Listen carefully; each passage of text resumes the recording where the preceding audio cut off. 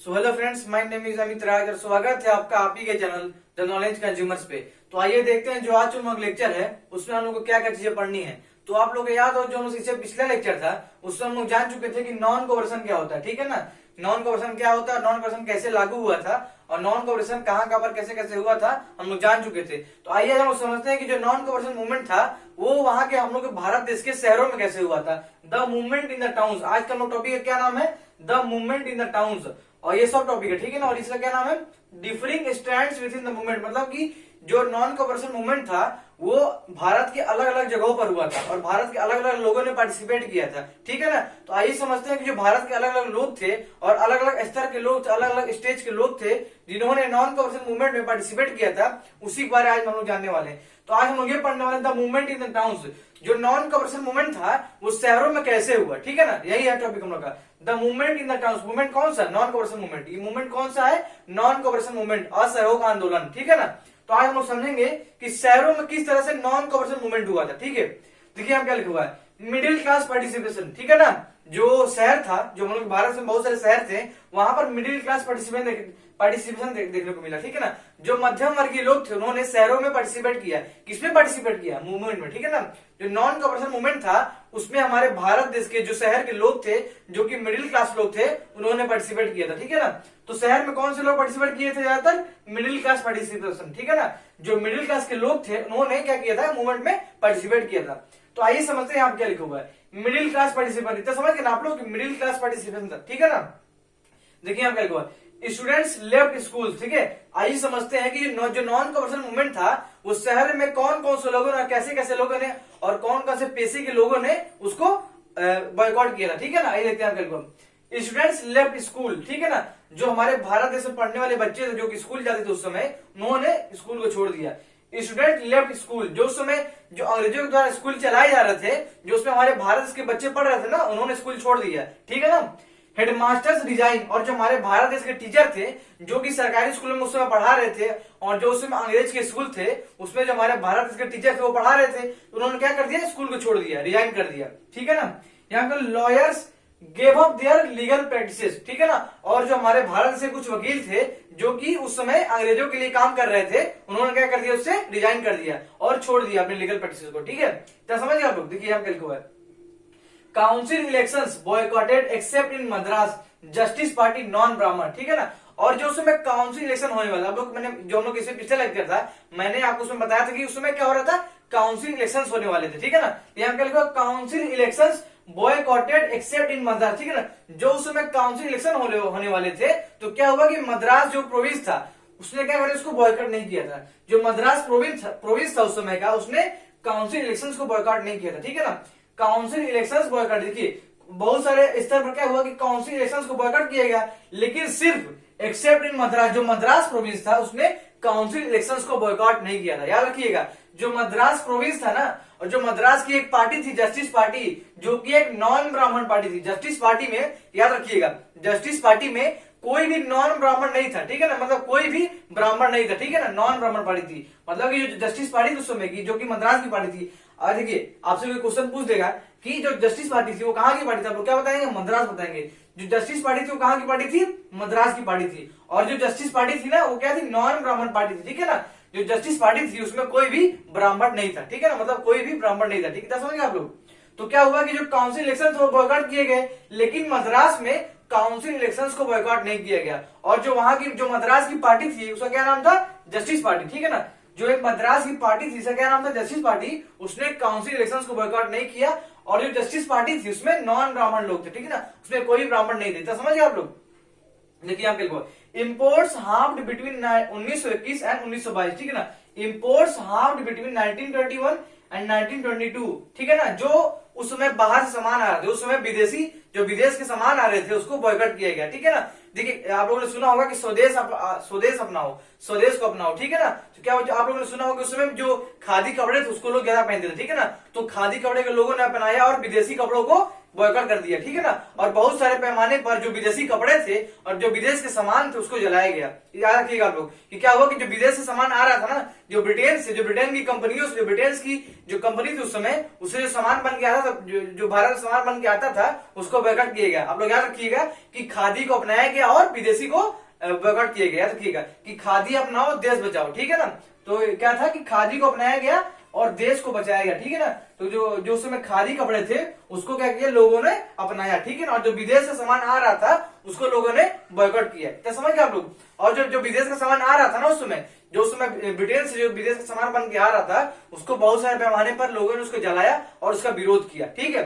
इतना समझ गए। तो इम्पोर्ट्स हार्म्ड बिटवीन 1921 एंड 1920। देखिए जो इम्पोर्ट्स हो रहे जो बाहर से सामान आ रहे थे ना 1921 में और 1922 में जो बाहर से सामान आ रहे थे, जो बाहर से इंपोर्ट हो रहा था उसकी वैल्यू गिर कितनी हो गई, value drop from 102 crore to 57 crore. देखिए 102 करोड़ से 57 करोड़ ही रह गई थी, ठीक है ना। Imports harmed between 1921 and 1922। Imports harmed between 1921 and 1922, ठीक है ना। 1921 और 1922 के बीच में क्या हुआ कि जो उस समय बाहर से सामान आ रहा था उसको बॉयकॉट किया गया और जो उसकी वैल्यू थी वो 102 करोड़ से 57 करोड़ हो गई थी। मतलब कि जो विदेश का सामान आ रहा था ना उसकी वैल्यू गिर गई थी और 102 करोड़ से सिर्फ 57 करोड़ ही रह गई थी। इतना हम लोग समझ गए। देखिए देखिए इतना समझ गए ना कि क्या हुआ, जो इंपोर्ट्स हो रहा था उसको बैन कर दिया गया और जो बाहर से सामान आ रहा था उसको लोग नहीं खरीदते थे। इतना समझ गए आप लोग। देखिए और उसके बाद जब आप लोग मैंने आपको बताया अभी कि क्या हुआ कि स्टूडेंट्स लेफ्ट स्कूल, ठीक है ना।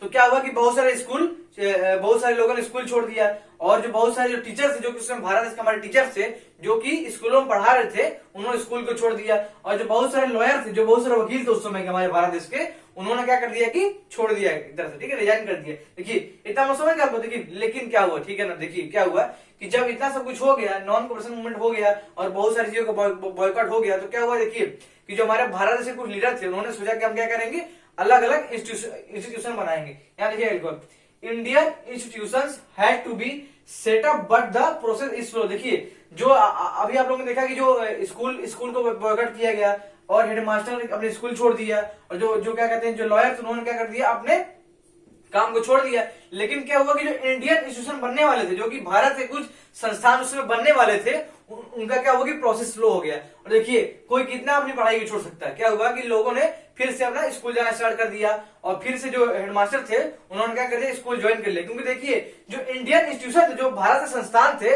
वो जल्दी नहीं बन पाए, ठीक है ना। वो जल्दी से नहीं बन पाए और क्या हुआ कि लोग फिर से स्कूल जाना शुरू कर दिए। मतलब देखिए जो नॉन कॉपरेशन मूवमेंट था वो थोड़ा सा धीमा हो गया। क्यों धीमा हो गया? क्योंकि देखिए इंडियन इंस्टीट्यूशन जो उसमें भारत के संस्थान थे वो सही से डेवलप नहीं हो पाए। जो इंडियन इंस्टीट्यूशन थे उस समय के वो सही से डेवलप नहीं हो पाए और जो उनकी बनने की प्रोसेस थी वो बहुत धीरे थी, ठीक है ना। तो क्या हुआ कि जो लोगों ने स्कूल छोड़ा था उन्होंने स्कूल फिर से ज्वाइन कर लिया और जो लोगों ने फिर जो लोगों ने स्कूल को रिजाइन कर दिया, जो टीचर्स थे उन्होंने स्कूल को रिजाइन कर दिया था, उन्होंने क्या कर लिया कि फिर से ज्वाइन कर लिया। और जो लॉयर्स थे उन्होंने क्या कर दिया, फिर से लीगल प्रोसेस स्टार्ट कर दी। क्योंकि देखिए बहुत दिनों तक क्या हुआ कि जो हमारे भारत देश में स्टूडेंट्स थे उन्होंने क्या कर दिया, स्कूल छोड़ दिया था, उनकी पढ़ाई भी अच्छी नहीं चल रही थी। और जो हेडमास्टर थे भाई उनको भी तो पैसा कमाना था।